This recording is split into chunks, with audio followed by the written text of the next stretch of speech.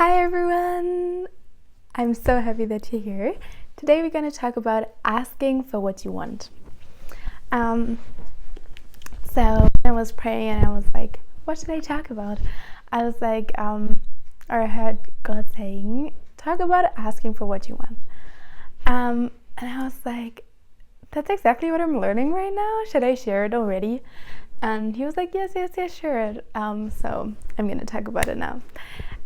Yes, so I started with a personal story of mine. I always had this feeling of I never get my needs met. I feel like people ignore what I want, and I have these desires, and it seems like they're never gonna happen. Like what I want is not happening in my life. And I got so frustrated. And I thought I need to do more, work more, hustle more, fight more in order to get what I truly want. And I don't know if you know this feeling, but this feeling of I'm doing so much and I'm exhausted from all this work I'm doing, and still I don't see the effect in my life. I don't see, even though I invest so much energy, time, and work effort, I don't see the results in my life that I desire. And I got so frustrated. And then I thought, I need to do more. Who knows this feeling of, I don't see a result, I need to do more. I don't have the income I want, I need to do more. I don't have the relationships I want, I need to do more. I don't have the grades in university that I want. I need to do more. But then I realized it's not that I'm not doing enough. That is definitely not the problem. I am doing enough. I'm doing actually more than is required. And I thought, if I do more, it will work. But it never had. It never worked better because I did more.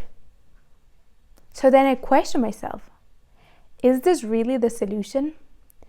Lies the result that I desire in doing more? Or do I have to become somebody else? Do I have to become a different kind of woman that easily gets what I desire? That naturally gets what I desire? Is it a problem that I'm not doing enough? Or lies the action in who I am, in the way I am? I'm not saying I was wrong. I was a great person then, I'm a great person now. But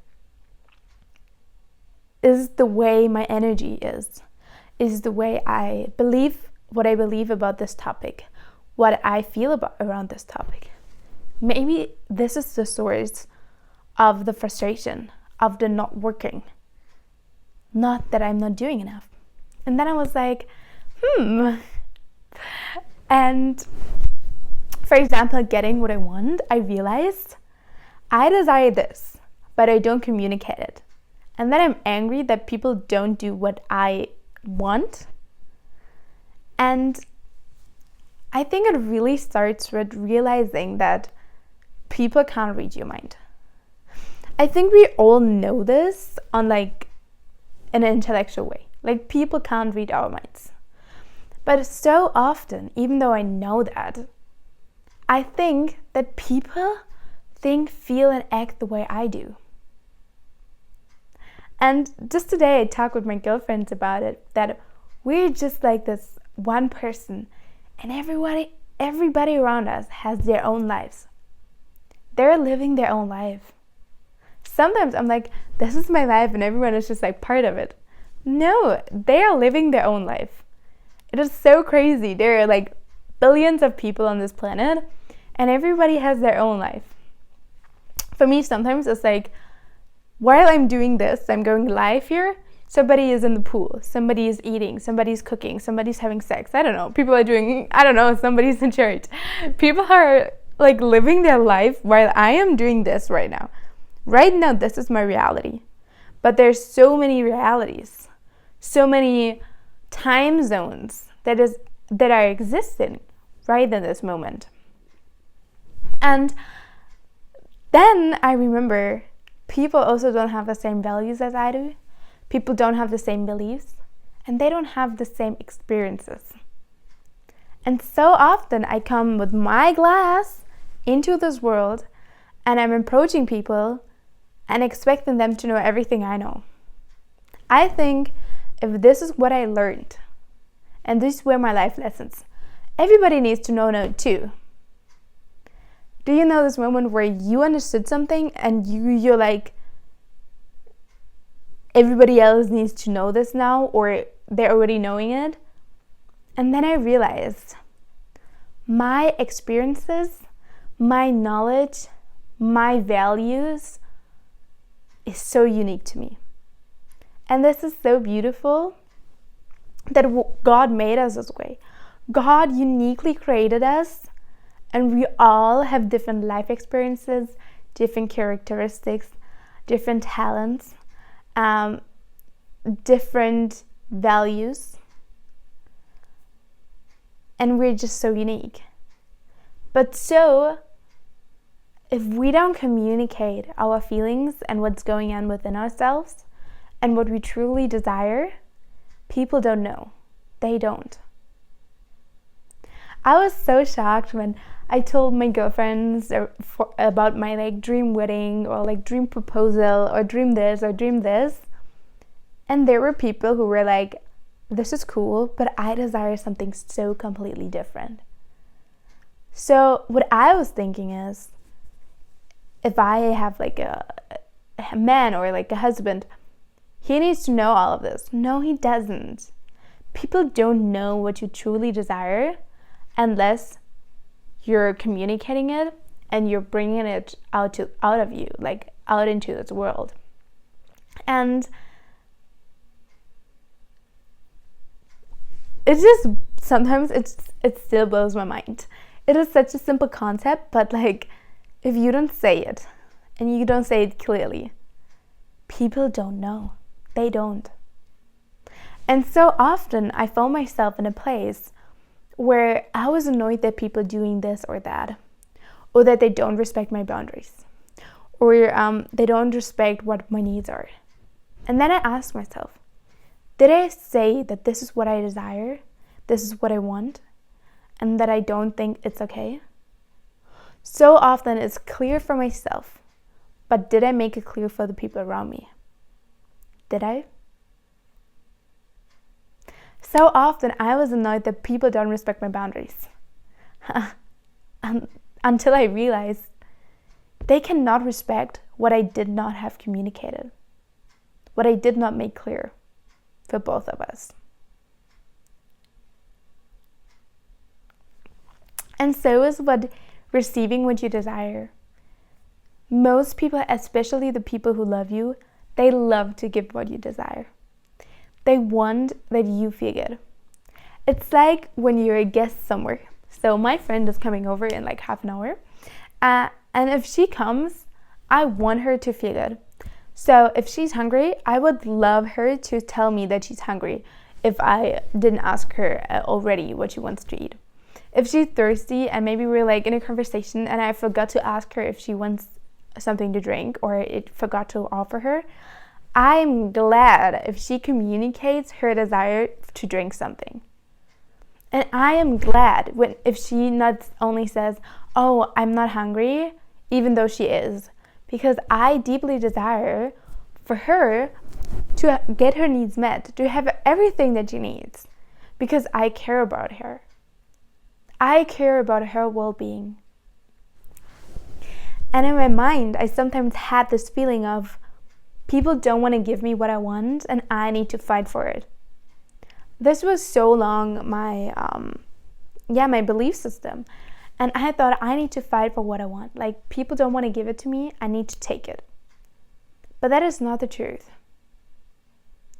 Actually, let me get my notebook. I have this cute notebook and this cute. Let me draw something for you guys. Ooh.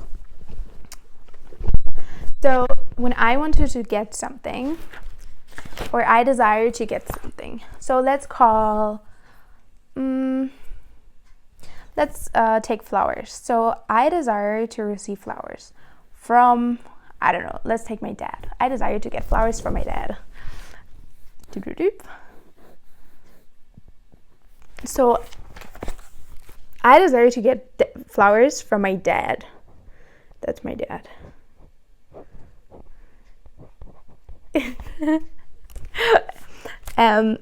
So sometimes I was like, I need to do more, I need to do more, I need to do more, I need to take more action, I need to take more action in order to be worthy of those flowers, in order to get those flowers.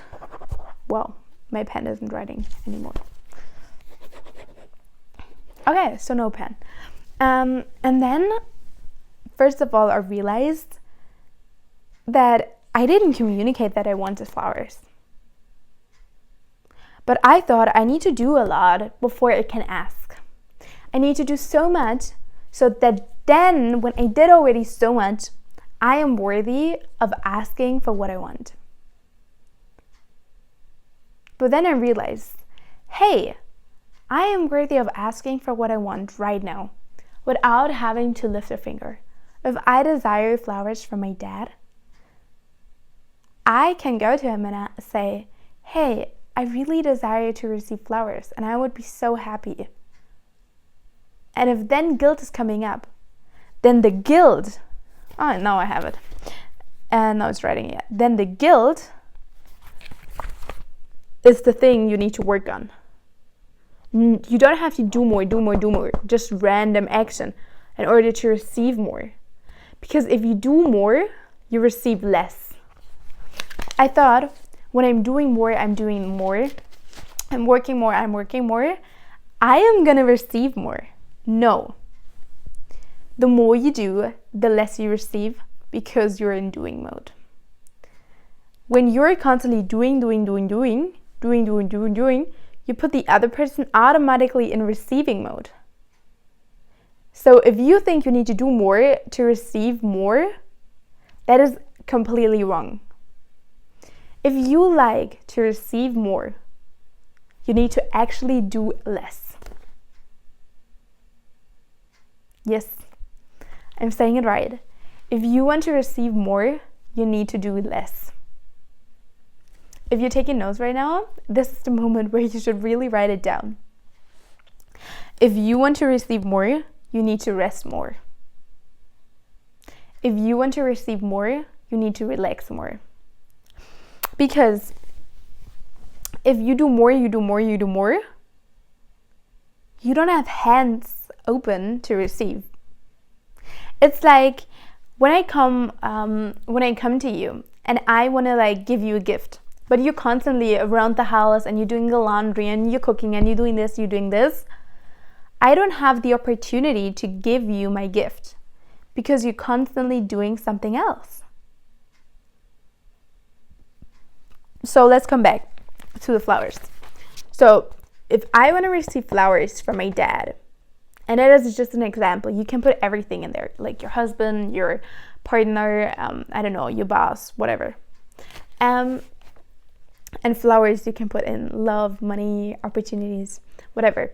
You don't need to do more. You need to communicate more, blah, blah, blah, blah, blah, blah, blah. I like my painting. That's like a speech bubble, wait. Communicate more, that's a speech bubble, and do less. So, and then if you communicate it, then you will realize, oh wow, do I have the capacity to receive? So this is your capacity to receive. This is like, wait, I make it more beautiful. Let me take a new page.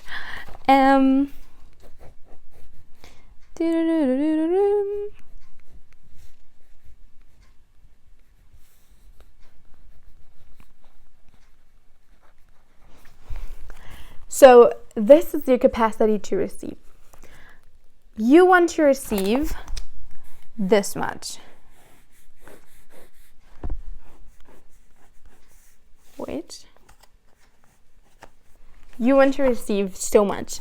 So you want to receive this much love, this much money, this much attention, and this much, I don't know, friendships. So this is how much you want to receive in money, friendships, love, attention, whatever. And this is your current capacity to receive. So you see, you want to receive more than you are actually able to handle. And what is limiting you to handle it? So I hear a lot of people who want to receive more money, but they feel guilty if somebody invites them for dinner. But they feel guilty if somebody gives them money. So you want this much money, but your ability, your programming, your level of guilt-freeness or guilt or shame you have is this big. You cannot receive this much. So then people are doing more. But the answer is not in doing more. The answer is in doing less and creating space. I imagine that, I want to receive, and I have this much space in my stomach to receive love, to receive attention, to receive money, and I want to receive this much. So what I have to do is release everything that is holding me back to have this much space. So this could be stress. This could be stress in your nervous system. This could be guilt. This could be shame. This could be fear of intimacy. This could be fear of abandonment. So you're scared to receive this much because you're scared of losing it. So you rather don't have it at all. It could be past hurt from the past. It could be unforgiveness, where you're holding a grudge and that's why you don't want to receive it. So if I'm annoyed and I'm hurt and I'm in this mode, I can't receive love. I can't receive truly what I want. So in order to receive, you have to be open. And in order to be open, you need to feel safe. You need to trust people. And in general, your nervous system needs to be regulated. And I probably will go live on the subject of getting out of survival mode, because this was a huge topic for me. I will only say short words about it now, but I will definitely go deeper into the topic. I don't know, in a few days or whenever I feel like it. When you're in survival mode, you're trying to get something all the time because you're so desperate and you're in such a need space. But this is also the place where you get the least, because you're not in receiving mode, and it's really hard to be in receiving mode if you're trying to survive. Because survival is fighting and very lean forward, and receiving is feeling so safe that you're able to lean back. And then we come back to feminine energy. Because what is feminine energy? Feminine energy is the ability to receive. Feminine energy is the ability to lean back. Feminine energy is the ability to receive love, to receive attention, to feel truly worthy. And then you're automatically in your feminine energy. So I feel way more feminine when I'm receiving, because that is what the feminine is doing. And it sounds funny, but if you're constantly doing something and really lean forward, you're kind of energetically penetrating the other side who's in front of you. So you're very unattractive to masculine men because you're constantly kind of penetrating them as they're a woman. And we think, oh, they must like me more because I'm doing all of this work. Because we like men who are like us, who are doing all the time something. But that is not what men like. Not the men that I would love to attract. Because you're kind of like a woman with a penis, basically, energetically penetrating him. So if he's attracted to that, then he's a specific kind of man who I would not like to desire to have in my relationships. Any, like, in all kinds of relationships, friendships and romantic relationship, not at all. So in order to be a new feminine, the ground level work is safety. If you feel safe, you're automatically so much more in your feminine energy than if your nervous system is freaked out.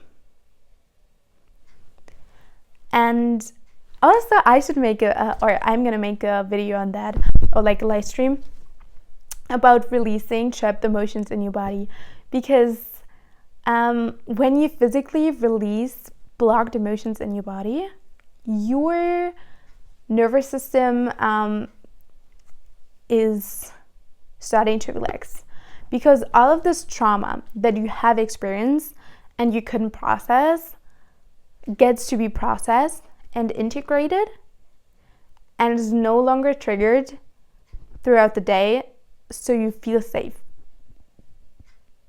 and you can be relaxed. And that's why you sometimes see women who are like always stressed out, like no matter what they do, even if they do like fun activities like drawing or like doing creative work or doing like a fun project, they're always stressed.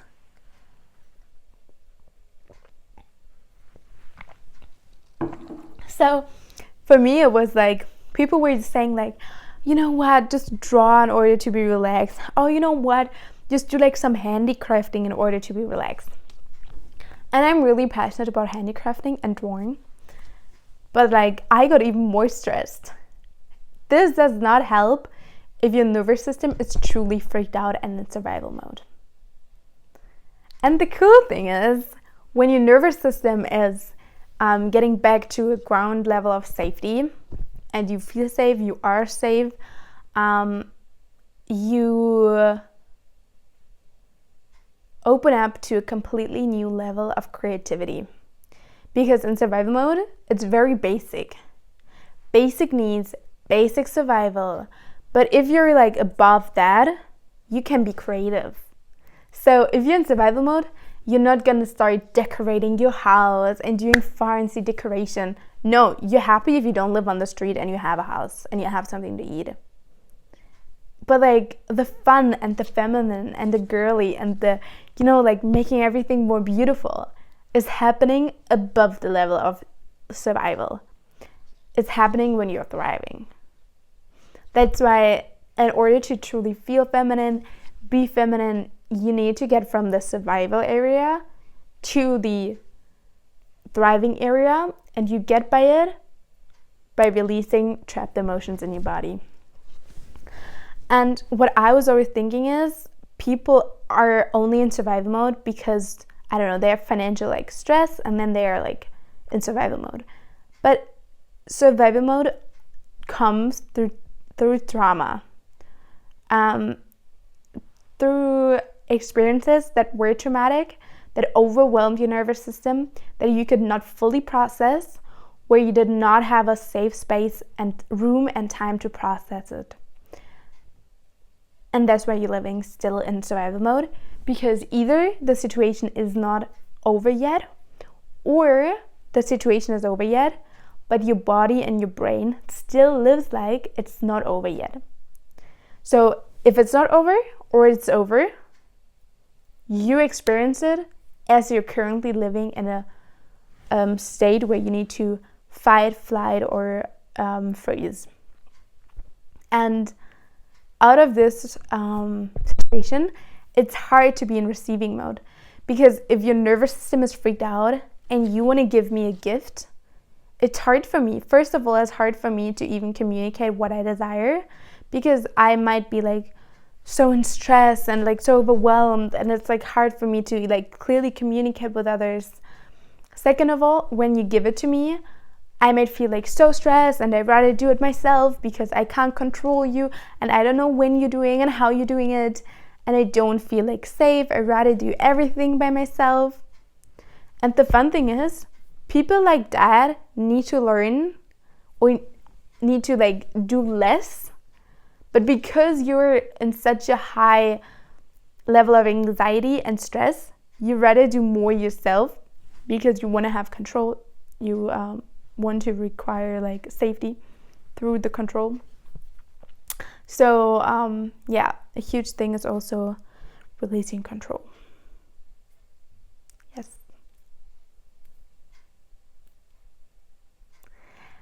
And going back to the topic that I was starting with, asking for what you want.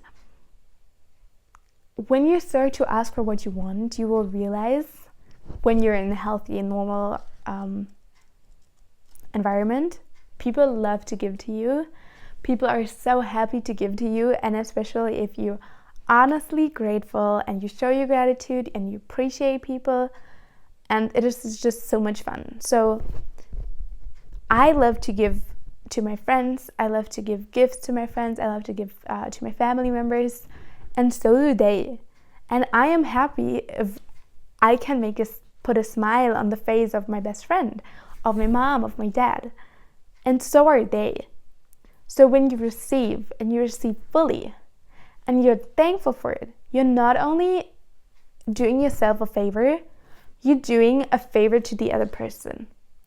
Because how have you ever experienced where you were so excited to give a gift to someone, and then they reject it, they feel guilty, they have weird feelings around it? It doesn't feel good to me. If I offer to pay for you, if I offer to give this to you, I want you to receive it. I feel like rejected, like I don't feel fully loved and accepted and wanted if you reject what I have to give to you. If you reject my gift, what I worked for, what I prepared for you. So, yes, that's what I wanted to say on that topic.